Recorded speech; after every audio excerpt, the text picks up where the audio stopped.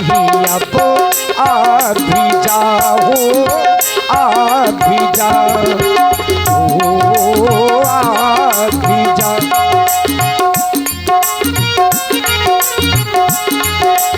राम सिया राम, सिया राम जय जय राम, राम सिया राम, सिया राम जय जय राम।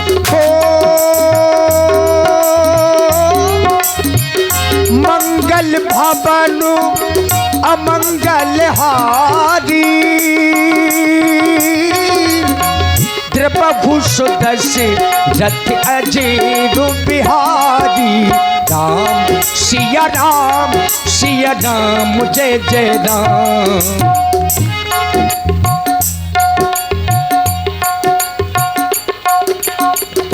एक बार भूपति बन माही हो, भय की लानी मोरे सुत नाही। राम सिया राम, सिया राम जय जय राम। और देखिए आशीष जी 2 मिनट रुक जाइए, चूंकि व्यासपीठ इंजन होता है और चूंकि पहली बार ऐसा नहीं हो रहा है, भैया माइक बना लो, चूंकि सुबह तक का कार्यक्रम है। और इंजन में देखिए, इंजन को कभी भी दबाया नहीं जा सकता। हारमोनियम बढ़ा दीजिए थोड़ा। हुई धर्म की उन्नति सकल पाप की क्षय, एक बार सब मिलकर बोलो महाराज दशरथ की जय, महाराज दशरथ की जय।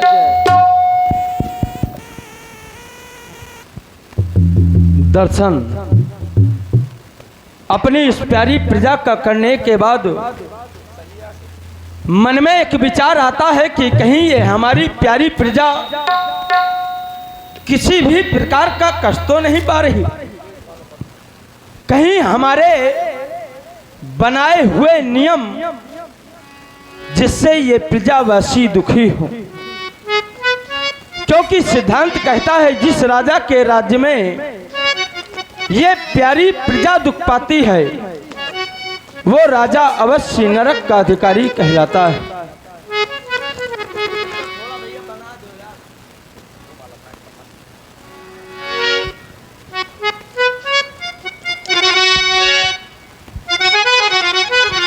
और सिद्धांत कहता क्या, जासो राजे जासो राजे प्रिय प्रजा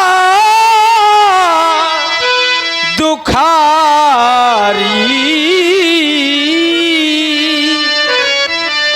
सोन पे अवश्य नरक के अधिकारी,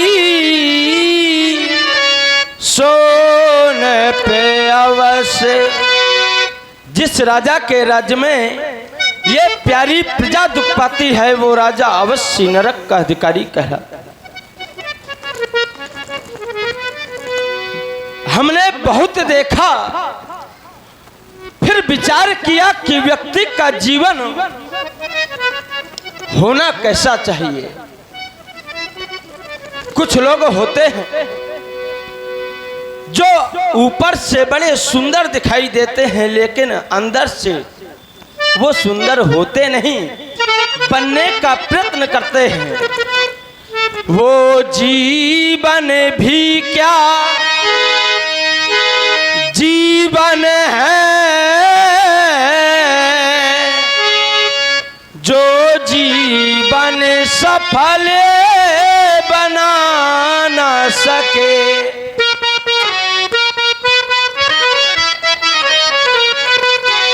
अभिमानी है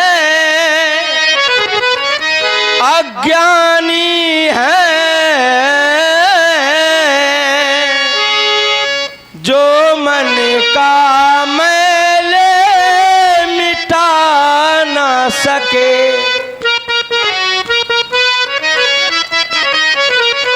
व्यक्ति बाहर से चाहे जितना सुंदर हो, अगर व्यक्ति जितना बाहर से सुंदर है, अगर अंदर से भी उतना सुंदर हो जाए तो उसकी बात ही कुछ और है।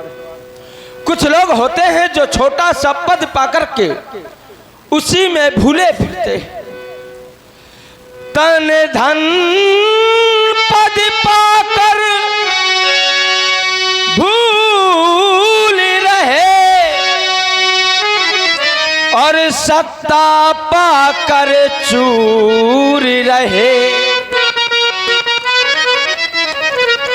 ये सारा जीवन निरर्थक है जो काम किसी के आ ना सके। राजमंत्री, अगर हमारे दरवाजे में कोई भिखारी आए और हम उसे 2 रोटी भी ना खिला सके तो ऐसा जीवन बेकार है। लेकिन राज सिंहासन में जब भी हम बैठते हैं, इस प्यारी प्रजा के विषय में पूछते हैं तुमसे, बतलाओ हमारी इस प्यारी प्रजा में सभी प्रकार की कुशलता तो है ना? किसी सैनिक के द्वारा किसी प्रजावासी को सताया तो नहीं जा रहा? अवगत करें। महाराज,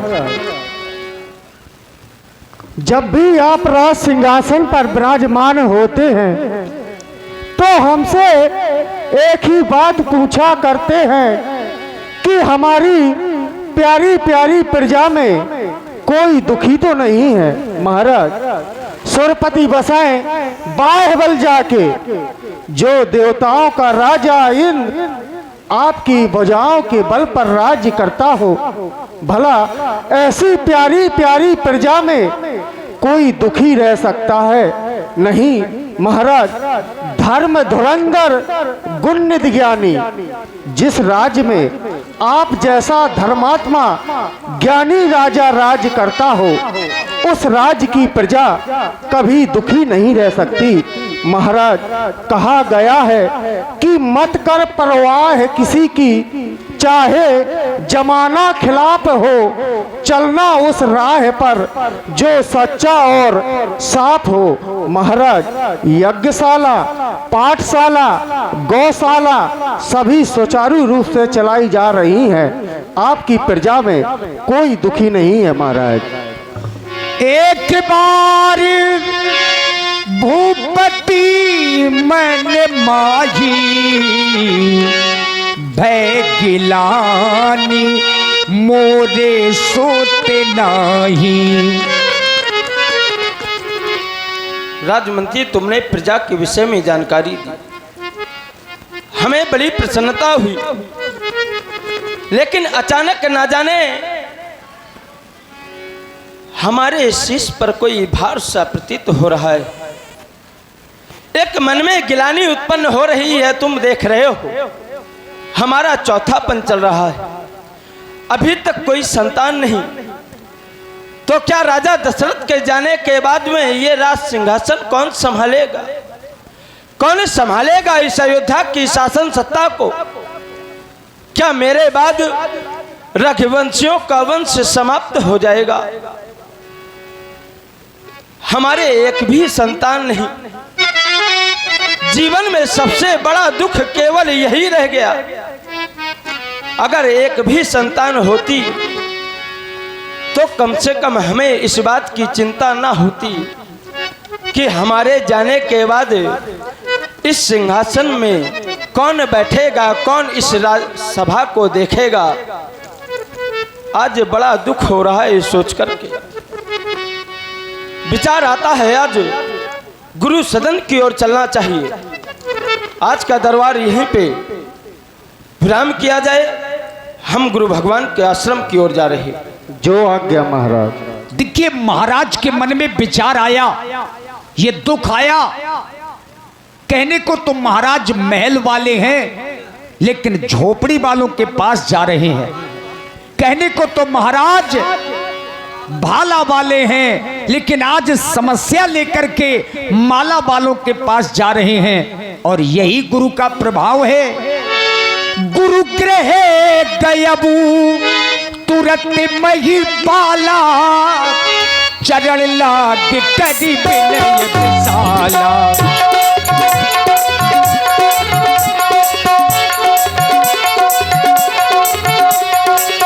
गुरु गृह गयबू तुरत महिपाला, गुरु गृह गयबू तुरत महिपाला। चरण लाग करी विनय विशाला, चरण लाग करी विनय विशाला, चरण लाग करी विनय विशाला। दीनों पर दया करने वाले भक्त वत्सल कृपा निधान, प्रत्येक जनमानस के जीवन में ज्ञान रूपी दीपक को जलाने वाले मेरे प्राण प्रकाशक दशरथ आज आपके चरणों की वंदना कर रहा है। इस संसार में चलने वाली माया रूपी हवाओं के कारण मेरा हृदय रूपी कमल मुरझा गया है। आशीर्वाद रूपी जल प्राप्त हो जाएगा तो यह पुनः खिल उठेगा मेरे उर के कमल को खिलाने का।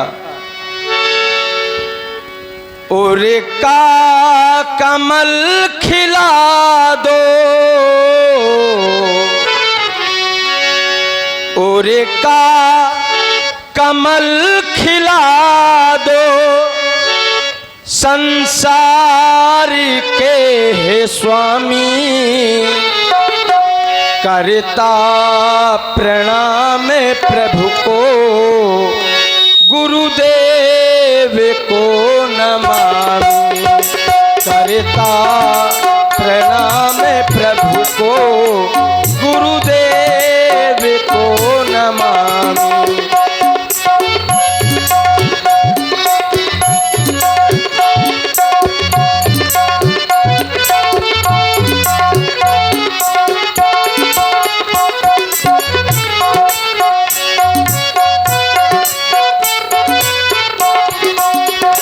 ओरता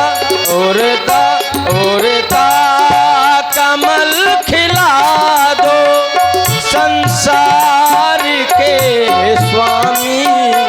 करता प्रणाम प्रभु को, गुरुदेव को नमामि। करता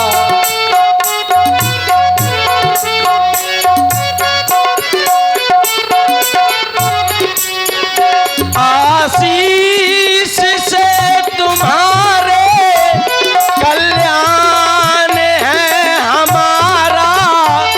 सौभाग्य की उदय जो दर्शन मिला तुम्हारा। आशीष से तुम्हारे कल्याण है हमारा।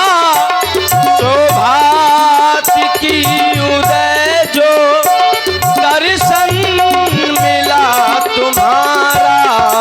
आशीष दो विधाता, आशीष दो विधाता, संसार के स्वामी।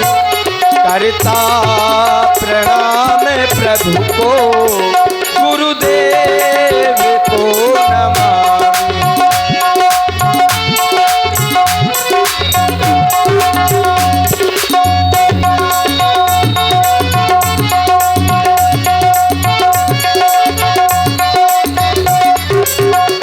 ओरता कमल खिला दो, संसार के हे स्वामी। करता प्रणाम प्रभु को, गुरुदेव को नमामि।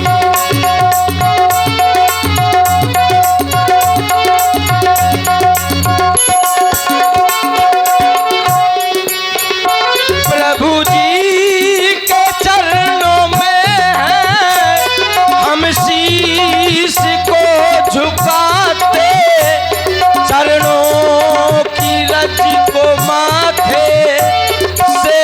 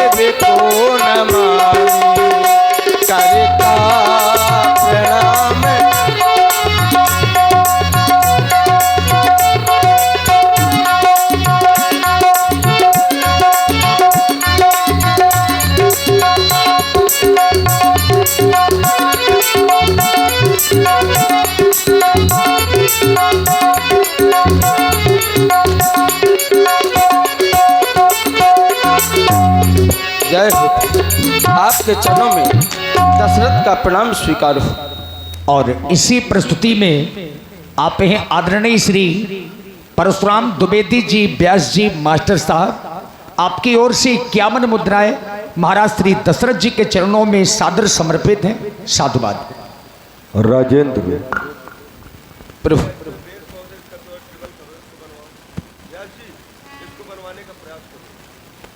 राजेंद्र, तुमने हमें प्रणाम किया है। और देखिए महाराज, हाँ, जो भी कलाकार अंदर मंचन करेंगे तो वहाँ वापसी नहीं मिलेगी। जब आप बाहर आएंगे तो यहाँ से वापसी ठीक मिल रही है। हाँ, बाकी सब लोग समझदार हैं ये बात। हाँ, कुर्सी डाल दीजिए।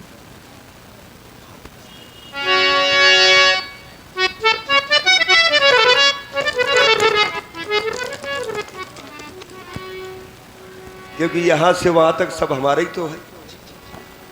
राजन, सांसारिक व्यवहार में जब कोई व्यक्ति नमस्कार करता है तो नमस्कार का उत्तर नमस्कार से दिया जाता है। जब कोई राम राम करता है तो राम राम का उत्तर राम राम से होता है। लेकिन जब कोई यदि प्रणाम करे तो प्रणाम का उत्तर प्रणाम ना हो करके आशीर्वाद हुआ करता है।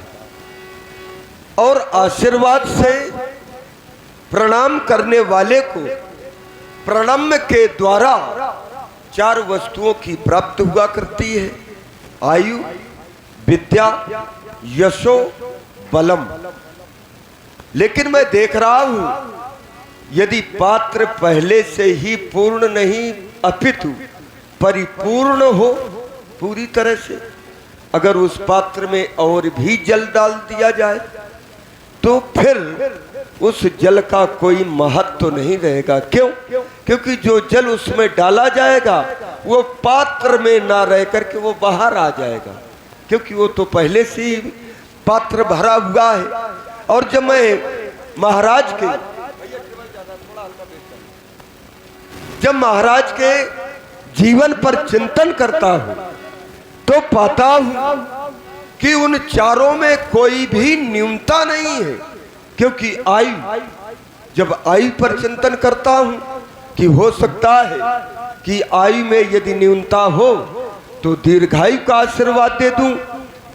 लेकिन देख रहा हूं त्रेता में नीति के अनुसार मनुष्य की आयु 300 वर्ष बतलाई गई है, लेकिन इनकी 300 नहीं, 3000 नहीं, ये 60,000 वर्ष पूर्ण होने जा रही है। तो आयु में भी किसी प्रकार की कोई न्यूनता नहीं है। मैं अब जब देखता हूं, चिंतन करता हूं कि विद्या में शायद न्यूनता हो, तो जब उसमें चिंतन करता हूं तो पाता हूं धर्म धुरंधर गुण निधि ज्ञानी, ऐसे गुण के भंडारे हैं। विद्या में भी कोई न्यूनता नहीं। जब यश पर चिंतन करता हूं तो ये साधारण राजाओं की तो बात दूर, विधि हरि हर सुरपति दिशनाथा बरनहि सब दशरथ गुण गाथा। ब्रह्मा विष्णु महेश देवराज इंद्र दिक्पाल ये सभी महाराज श्री दशरथ जी के यश का वर्णन किया करते हैं। जब बल पर मैं चिंतन करता हूं कि हो सकता है कि बल में कोई न्यूनता हो, तो पाता हूं ये संसार के राजाओं की तो बात दूर, वो जो देवताओं का राजा है इंद्र, तो सुरपति बसही बाएं बल जाके, और ये संसार के राजा नरपति सकल रहई रुख ताके। ये संसार के राजा तो महाराज दशरथ के केवल एक आज्ञा की नहीं, केवल एक संकेत मात्र की प्रतीक्षा किया करते हैं कि महाराज का हमें संकेत प्राप्त हो जाए।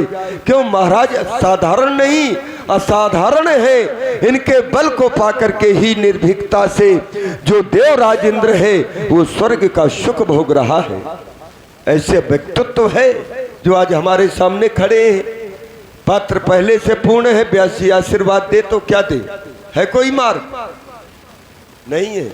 जब आप मार्ग ना निकाल पाएंगे तो हम थोड़ा निकालेंगे। हाँ बिल्कुल, इनके राज्य के लिए कुछ भी आप दे सकते हैं। ये ठीक मार्ग निकाला है, यही उचित है, इनको ना देंगे, अब इनके राष्ट्र के लिए दे दे।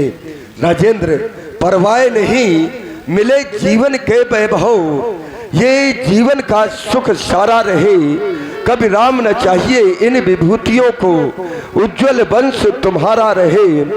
ये संसार है राजन, हम रहे या न रहे जग में, जैसे जन्म गस गमन, लेकिन आशीर्वाद है ये राष्ट्र स्वतंत्र तुम्हारा रहे, कल्याण हो।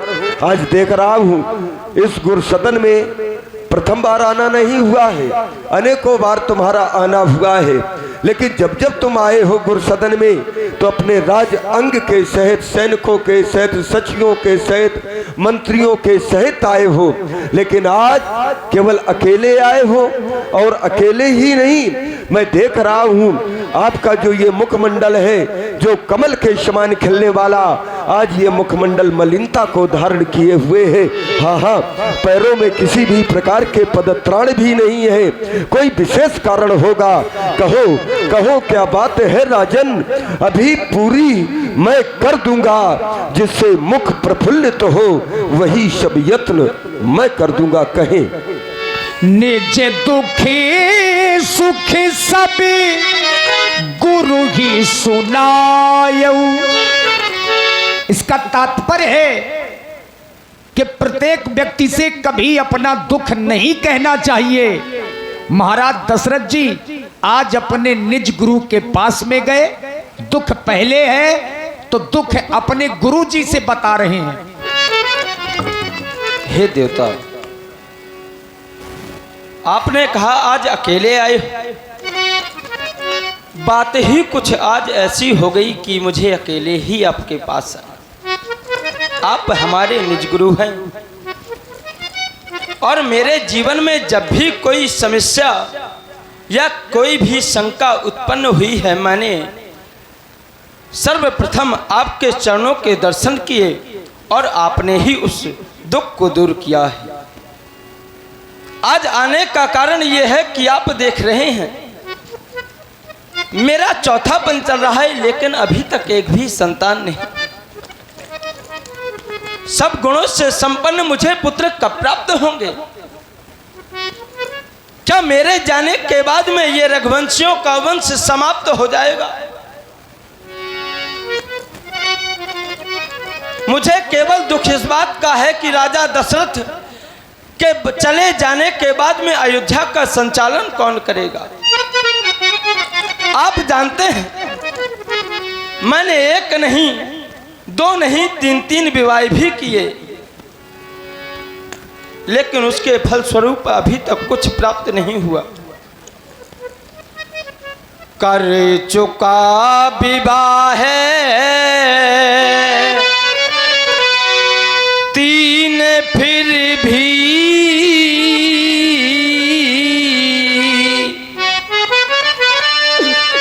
फल उसका भी तक मिला नहीं है, चौथापन आने वाला हित कमल अभी तक खिला नहीं।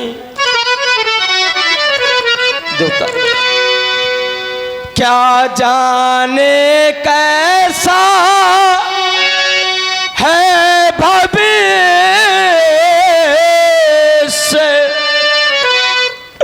जो अब तक प्रभु अंधेरा है। मैं निर्मल होता जाता हूँ, उस प्रबल दुख ने घेरा है। केवल यही एक दुख है, ऐसा तरुवर क्या तरुवर है,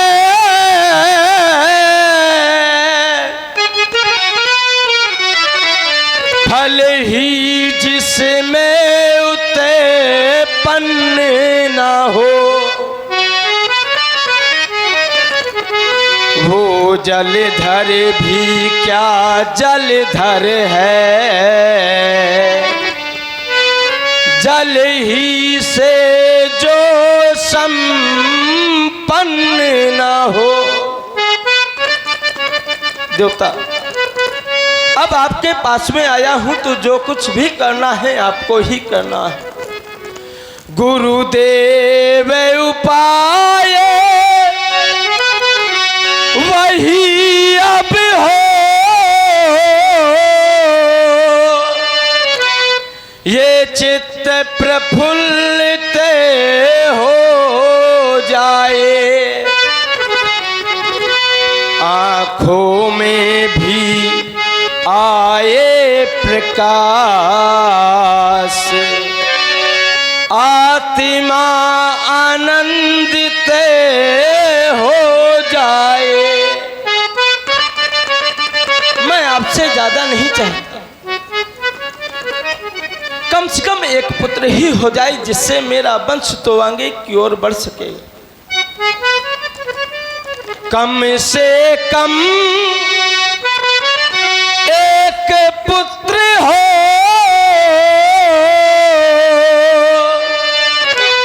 आगे को वंश बढ़े अपना,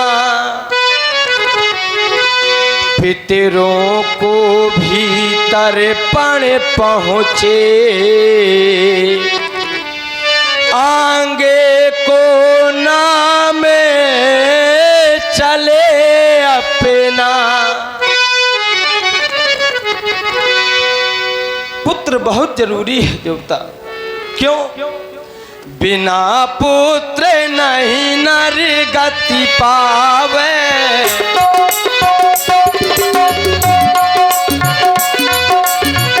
बिना पुत्र नहीं नर गति पावे,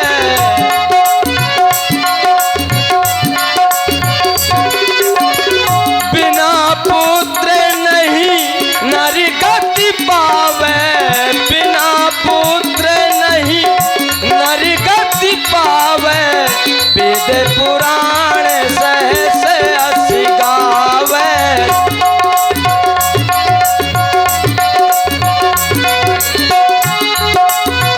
वेद पुराण सहस अस गावे।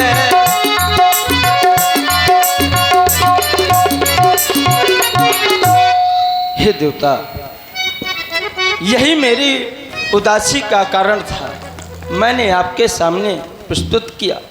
अब जैसी आपकी कृपा। महाराज अपना दुख लेकर के आपके पास में आए हैं महाराज श्री दशरथ जी, और इन्होंने कहा है बिना पुत्र नहीं नरगति पावे। तो क्या जिनके विवाह नहीं होते क्या वो नरगति को प्राप्त नहीं होते? ये आपसे ही निवेदन है, जरूर बताएं महाराज को। नहीं, हम निवेदन तुम्हारे निवेदन को स्वीकार कर रहे हैं, लेकिन हम जानना ये चाहते हैं क्योंकि ये भी ज्ञानी है, आप भी ज्ञानी है, इनको चौथेपन में क्यों ग्लानि ये हुई? इसीलिए तो आपके यहाँ आए। भाई तीसरेपन में भी ये ग्लानि हो जानी चाहिए, लेकिन चौथे ही पन में क्यों? कह रहे हैं कि ये चौथा पन आ गया है, तो ये कोई बहुत बड़ी बात नहीं है।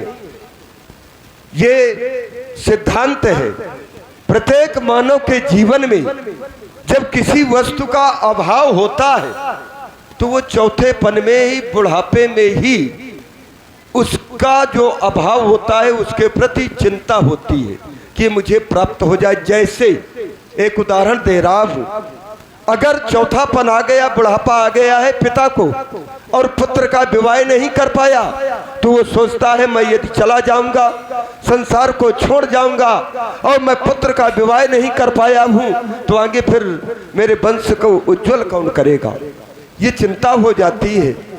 आज यही चिंता, क्योंकि ये माया बुढ़ापे के ही समय अधिक घेरती है, चौथे पन में ही ये माया व्यक्ति को मोहित करती है। आज वही स्थिति महाराज के भी जीवन में आ गई है। राजन, तुम धैर्य को धारण करो, ये केवल समस्या तुम्हारी नहीं है। यदि मैं ये कह दूं कि ये केवल समस्या तुम्हारी है, अरे संसार में और भी देखो तो उनके भी पुत्र नहीं है, किसी किसी के पुत्र हैं लेकिन धन नहीं है। वो सोचता है कि मेरे जीवन में धन आ जाए।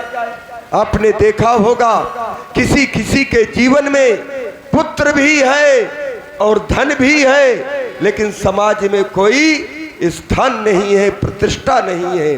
तो ये तीन तृष्णा है, सुत वित्त लोक ईसना तीनी, और ये तीनों को व्यक्ति प्राप्त करना चाहता है। और ये तीनों जब भी प्राप्त होते हैं या तो गुरु कृपा से या पहुंचे हुए संत की चरण में पहुंच जाओ, उनका आशीर्वाद मिल जाए तो ये तीनों समस्याओं का समाधान हो जाएगा। कही वशिष्ठ बहुविधि समुझायऊ। बहु प्रकार से महाराज वशिष्ठ जी ने राजा दशरथ जी को समझाया और कहा कि धैर्य धारण करो। धैर्य इसलिए हम बना रहे हैं क्योंकि इन्होंने प्रयास किया है। हम प्रयास तो महात्माओं के पास प्रयास नहीं होता है, उनके पास प्रसाद होता है। इन्होंने प्रयास किया, 3 विवाह किए, कह रहे हैं हमारे पुत्र नहीं हुआ। तो धरव धीर हुई है सुतचारी, हम तुम्हें धैर्य को धारण करा रहे हैं। तुम्हारे एक नहीं, 2 नहीं, 4 पुत्र उत्पन्न होंगे, लेकिन जब संतों के प्रसाद से उत्पन्न होंगे तो कैसे होंगे?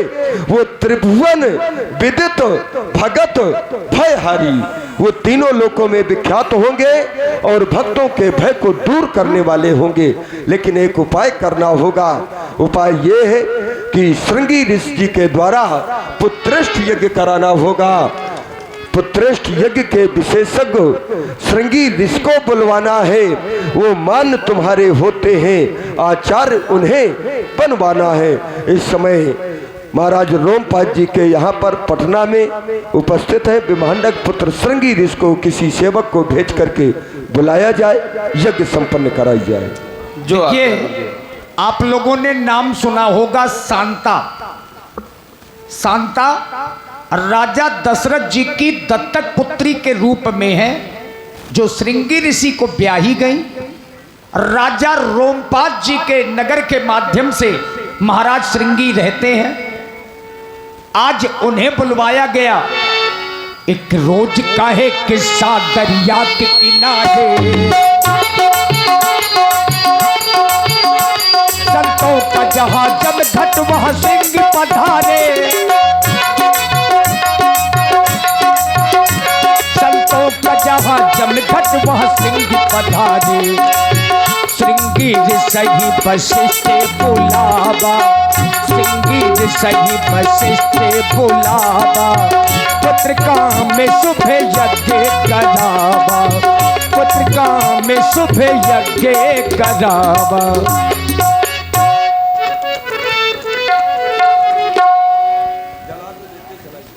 ओम हरि ओम ओम स्वस्ति नः इंद्रो वृद्धश्रवाः, स्वस्ति नः पूषः विश्ववेदाः, स्वस्ति नस्तक्षर्यो अरिष्टनेमिः, स्वस्ति नो बृहस्पतिर्दधातु। ओम श्री गणेशाय नमः स्वाहा। भगति सहित मुनि आहुति दीने। लेकिन अभी तक अग्नि भगवान प्रत्यक्ष रूप से प्रकट नहीं हुए। हाँ, स्मरण आया क्योंकि महाराज के जो कुल देवता हैं श्री रंगनाथ जी, उनको अभी आहुति प्रदान नहीं की गई, उन्हें भी आहुति प्रदान की जाए। ओम श्री रंगनाथाय नमः स्वाहा, ओम श्री रंगनाथाय नमः स्वाहा। प्रगटे अग्नि चरु कर लीने, प्रगटे अग्नि चरु कर लीने।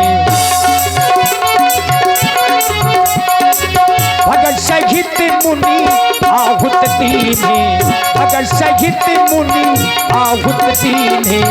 प्रगटे अग्नि चरु कर लीने, प्रगटे अग्नि चरु कर लीने, प्रगटे अग्नि चरु कर लीने। बोलिए श्री अग्नि भगवान की जय हो। देखिए, यज्ञ तो किया गया, सभी देवताओं को आहुतियां दी गई, परंतु जब तक घर के देवी देवताओं को आहुति नहीं दी गई तब तक अग्नि देवता प्रकट नहीं हुए। राजा दशरथ जी के कुल देवता हैं रंगनाथ जी। रंगनाथ जी, इसका तात्पर्य यह है कि बाहर के चाहे जितने देवी देवता पूजो, अगर घर के देवी देवता आपसे प्रसन्न नहीं है तो बाहर की पूजा कभी आपको फलीभूत नहीं हो सकती है। और इसीलिए पहले घर के देवी देवताओं को प्रसन्न रखना बहुत जरूरी है। आज वही किया गया। रंगनाथ जी को आहुति दी गई तो अग्निदेव प्रकट हो गए और महाराज वशिष्ठ और राजा दशरथ जी से कुछ कहने लगे। हे राजन, आप जिस कार्य के लिए गुरु वशिष्ठ जी के पास आए थे वह कार्य आपका सफल हो चुका है, अतः आप चिंता ना करें, क्योंकि आपके ग्रह में जो रानियां हैं उनको पुत्रों की प्राप्ति होगी। आपके ग्रह में खुशियां आएंगी और बधाइयां बाजेंगी। राजन, बजेगी बधाइयां, अवध में बजेगी बधाइयां, बजेगी बधाइयां, अवध में बजेगी बधाइयां, माता बनेगी तीनों रानियां, बजेगी बधाइयां।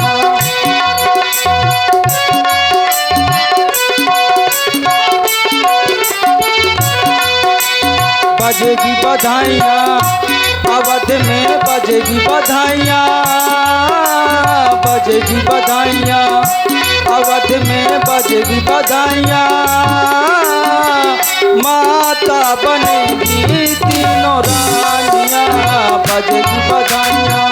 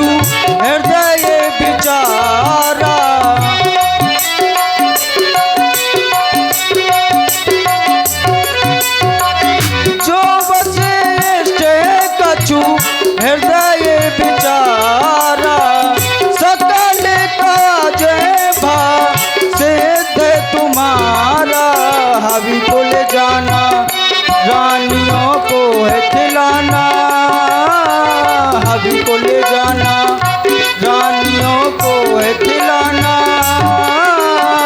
माता बनेगी तीनों रानियां, बजेगी बधाइयां।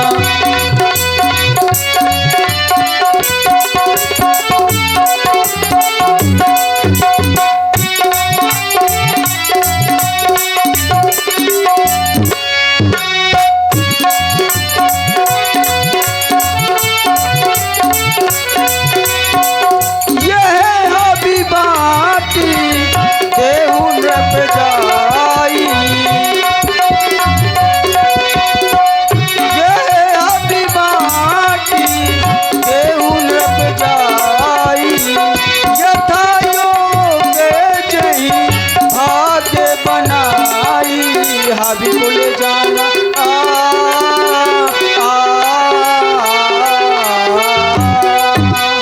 हबी को ले जाना, रानियों को है खिलाना, माता बनेगी तीनों रानियां, बजेगी बधाइयां, अवध में बजेगी बधाइयां, माता बनेगी तीनों रानियां, माता बनेगी तीनों रानियां, माता बनेगी तीनों रानियां। हे राजन, आप इस हबी को ले जाओ और सभी रानियों में विधवड़ बांट देना, जिससे आपको एक नहीं, दो नहीं, तीन नहीं, यहाँ तक कि 4-4 पुत्रों की प्राप्ति होगी। इतना कह करके अग्निदेव अदृश्य हो गए। तबे अदृश्य भये पावक सकल सबही समुझाई। परमानंद मगन नृप हर्षि न हृदय समा।